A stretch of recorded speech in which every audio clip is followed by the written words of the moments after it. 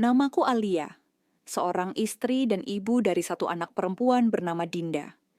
Hari-hariku biasanya sederhana, tapi penuh cinta. Suamiku, Raka, selalu membuatku merasa aman dan diperhatikan. Pagi itu, aroma kopi hangat memenuhi dapur, sementara Dinda tertawa kecil saat berlari-lari mengejar kucing peliharaan kami di halaman. Kami duduk bersama di meja makan, saling bertukar cerita ringan. Raka bercerita tentang pekerjaannya, aku membalas dengan kisah kecil Dinda di sekolah.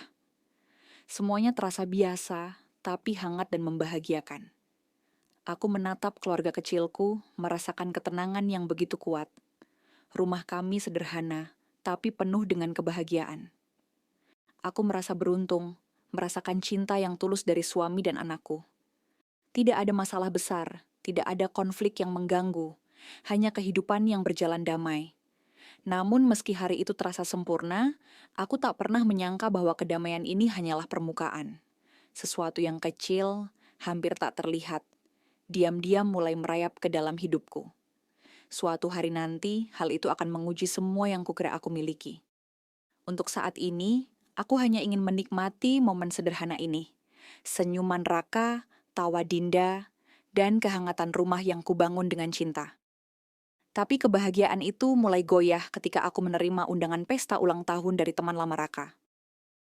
Awalnya aku senang, berpikir ini hanya acara biasa, tapi saat kami tiba di tempat itu, sesuatu membuatku tersentak. Di tengah keramaian, Raka tampak terlalu akrab dengan seorang wanita yang asing bagiku. Mereka tertawa, berbicara dekat, dan senyumnya, senyum yang dulu hanya kuberikan padanya, kini diarahkan pada wanita itu. Hatiku tiba-tiba sesak, perasaan tidak nyaman yang aneh menyelinap masuk. Aku berusaha menenangkan diri, mengira ini hanya perasaanku yang berlebihan. Tapi saat wanita itu menepuk bahu Raka, dan dia membalas dengan cara yang membuatku tak bisa menahan rasa cemburu, sebuah bisik dalam hatiku mengatakan, ada yang tidak beres. Malam itu, meski pulang dengan senyum palsu, aku merasa sesuatu telah berubah. Rumah yang selama ini terasa aman, kini menyisakan pertanyaan yang menggantung di udara. Apakah semua yang kulihat selama ini hanyalah ilusi kebahagiaan?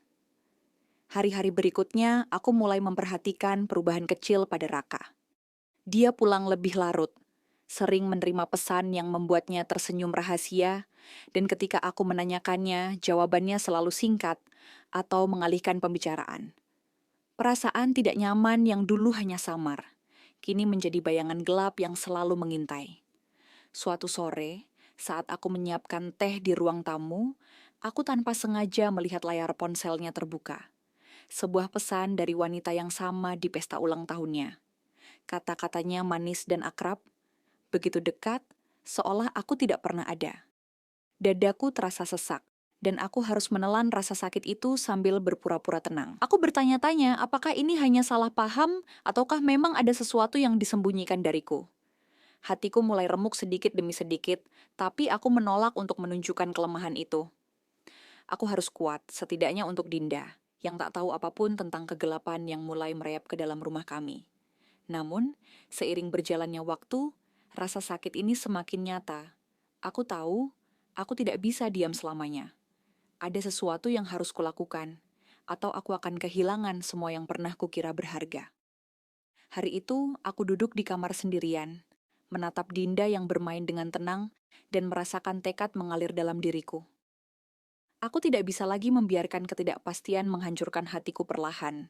Aku harus menemukan kebenaran, apapun risikonya. Aku mulai mengamati perilaku Raka dengan lebih teliti, mencatat kebiasaannya dan mencoba memahami siapa wanita itu. Setiap kata dan gestur Raka aku perhatikan, mencari petunjuk yang mungkin tersembunyi di balik senyumnya yang dulu selalu menenangkan hatiku. Namun rintangan datang bertubi-tubi. Raka mulai menutup diri, mengunci ponselnya, dan sibuk dengan pekerjaan yang seolah tak pernah ada habisnya. Teman-temannya bahkan menasihatinya untuk memberiku ruang, seolah-olah aku yang salah karena terlalu peduli. Hatinya mulai menjauh, dan setiap langkahku untuk mendekat selalu dihalangi oleh tembok ketidakpercayaan yang semakin tinggi. Meski begitu, aku menolak menyerah. Aku bertekad membela kebahagiaan rumah tanggaku, sekalipun jalannya penuh luka dan air mata. Aku sadar, perjuangan ini tidak akan mudah, tapi aku harus tetap kuat. Untuk diriku sendiri, untuk Dinda, dan untuk cinta yang masih tersisa di hatiku. Hari demi hari, rasa cemas semakin menghantui. Setiap kali Raka tertawa di telepon atau menerima pesan yang membuat matanya bersinar, hatiku nyeri tanpa suara. Aku mencoba berbicara dengannya, menanyakan secara perlahan siapa wanita itu. Tapi jawabannya selalu dihindari dengan alasan pekerjaan atau kesibukan. Rasa sakit itu semakin berat ketika beberapa teman kami mulai memberi komentar yang tidak aku sukai, seolah mereka melihat sesuatu yang tidak ingin kulihat. Kata-kata mereka membuatku ragu pada diriku sendiri. Mungkin kamu terlalu sensitif, Lia. Namun ada insting dalam hatiku yang terus berbisik. Ini lebih dari sekadar perasaanmu. Aku mulai mempertanyakan segala hal. Apakah aku cukup baik sebagai istri? Apakah aku terlalu lemah untuk mempertahankan rumah tangga ini? Setiap malam, aku menangis diam-diam di kamar, menahan suara agar Dinda tidak terbangun. Aku merasa dunia ini berputar menjauh dariku, meninggalkanku sendiri dengan kebingungan dan kesedihan. Tapi di balik semua rasa sakit itu, tekadku semakin menguat. Aku berjanji pada diri sendiri, apapun yang terjadi, aku tidak akan membiarkan rumah tanggaku hancur tanpa perlawanan. Aku harus menemukan jawaban, bahkan jika itu berarti menatap kenyataan yang paling menyakitkan sekalipun. Hari itu aku memutuskan untuk menghadapi Raka secara langsung. Aku menyiapkan diri, mencoba menenangkan hati yang bergemuruh. Tapi saat aku menatap matanya dan menanyakan tentang wanita itu, jawabannya membuat hatiku remuk. Raka hanya tersenyum samar dan berkata, "Lia, aku tidak ingin membicarakannya sekarang." Seketika, semua usaha yang kulakukan selama ini terasa sia-sia. Setiap langkah, setiap pengamatan, setiap air mata yang jatuh, semua seolah tak berarti. Aku ingin menangis, ingin berteriak, tapi tidak ada kata yang keluar dari mulutku. Hanya hening yang menyakitkan memenuhi ruangan. Dalam keheningan itu, aku menyadari satu hal pahit. Aku tidak bisa lagi mengandalkan kata-kata Raka untuk menemukan kebenaran. Semua usaha yang kulakukan menghadapi konflik ini seakan gagal. Aku dihadapkan pada satu pilihan terakhir yang paling sulit. Apakah aku harus tetap bertahan, menghadapi ketidakpastian, atau mulai melangkah menjauh demi menjaga harga diriku dan kebahagiaan Dinda? Hatiku bergejolak, pikiran bertabrakan antara cinta dan rasa sakit. Tidak ada jawaban mudah, dan tidak ada jalan kembali. Hanya satu hal yang jelas. Keputusan yang kuambil selanjutnya akan menentukan seluruh masa depan hidupku. Malam itu, aku duduk di ruang tamu, menatap Dinda yang tertidur pulas, dan merasakan dunia seakan runtuh di sekelilingku. Aku tahu, besok aku harus menghadapi Raka lagi. Tapi kali ini bukan sekadar bertanya atau berharap jawaban. Kali ini, aku harus menentukan batas. Apakah aku akan terus bertahan dalam kebingungan dan sakit hati, ataukah aku memilih untuk menjaga diriku dan anakku dari rasa sakit yang tak berujung? Pikiran itu menekanku begitu berat. Bayangan semua kebahagiaan yang dulu kurasakan, tawa Dinda, senyum Raka yang dulu menenangkan, semuanya bercampur dengan rasa kecewa dan duka yang mendalam. Aku ingin menjerit, ingin memeluk Dinda dan menangis tanpa henti. Tapi aku harus tetap tegar. Dalam hatiku, aku merasa ada kekuatan yang tumbuh, sebuah keberanian yang berasal dari cinta pada diri sendiri dan anakku. Aku menyadari bahwa terkadang mempertahankan harga diri dan martabat lebih penting daripada mempertahankan sesuatu yang rapuh dan penuh kebohongan.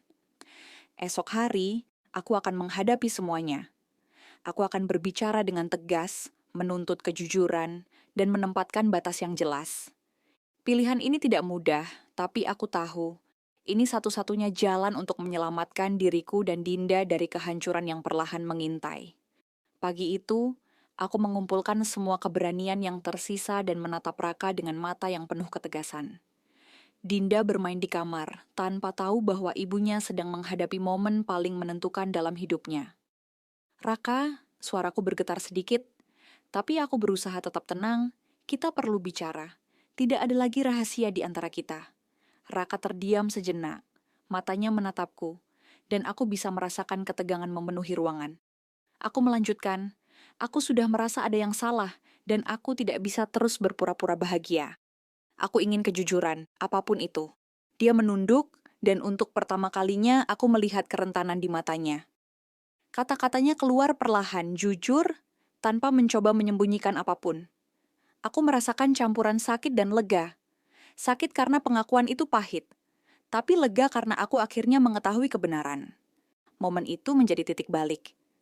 Aku menyadari bahwa keberanian untuk menghadapi kenyataan, meskipun menyakitkan, adalah langkah pertama untuk menyelamatkan rumah tanggaku. Aku memutuskan, apapun yang terjadi, aku akan menjaga diriku dan Dinda, dan membangun kembali kepercayaan yang hilang, perlahan tapi pasti. Hari-hari berikutnya terasa berat, tapi aku mulai melihat perubahan kecil. Raka mencoba lebih terbuka, berbicara tentang pekerjaannya dan kegiatan sehari-hari tanpa menyembunyikan hal-hal penting. Aku belajar memaafkan secara perlahan, bukan karena aku melupakan rasa sakit, tapi karena aku memilih untuk memberi kesempatan pada rumah tangga kami untuk pulih. Dinda, yang selalu menjadi cahaya kecil dalam hidupku, kini kembali melihat ibunya tersenyum dengan tulus. Aku menyadari bahwa kebahagiaan keluarga tidak selalu tentang sempurna, tapi tentang keberanian untuk menghadapi kenyataan dan membangun kembali kepercayaan satu sama lain. Aku merasa bangga pada diriku sendiri, bahwa aku mampu bertahan, memilih kejujuran, dan menempatkan diri serta Dinda sebagai prioritas. Rasa sakit yang dulu membelenggu hatiku perlahan berubah menjadi pelajaran, mengajarkanku bahwa cinta sejati membutuhkan keberanian, ketegasan, dan kesabaran yang tak mudah ditemukan. Dengan langkah ini, aku tahu bahwa rumah tangga kami masih bisa diselamatkan. Dan kebahagiaan yang dulu terasa hilang kini mulai merayap kembali, perlahan tapi pasti, seperti sinar matahari yang hangat setelah hujan panjang. Hari ini, aku berdiri di halaman rumah, menatap Dinda yang bermain dengan riang seperti biasanya. Dan Raka yang kini duduk di bangku taman sambil tersenyum hangat padaku. Tidak ada lagi rahasia yang menyelimuti hubungan kami. Semuanya terbuka dan jujur. Hatiku terasa lega, sekaligus bangga karena aku mampu bertahan dan menghadapi kenyataan yang paling menyakitkan sekalipun. Aku belajar bahwa cinta sejati bukan hanya tentang senyuman dan momen bahagia, tapi tentang keberanian menghadapi luka, kejujuran dalam setiap kata, dan ketegasan menjaga martabat diri sendiri. Aku menyadari, kebahagiaan keluarga bukan hadiah yang datang begitu saja. Itu adalah pilihan yang harus kita perjuangkan setiap hari. Kini, saat aku memeluk Dinda dan menatap Raka, hatiku penuh rasa syukur. Meskipun perjalanan kami penuh ujian dan air mata, kami berhasil melewatinya bersama. Rumah tangga kami tidak lagi sempurna, tapi kini penuh dengan cinta yang nyata, pengertian, dan kepercayaan yang diperoleh melalui perjuangan. Aku tersenyum, menatap langit biru, dan berbisik dalam hati.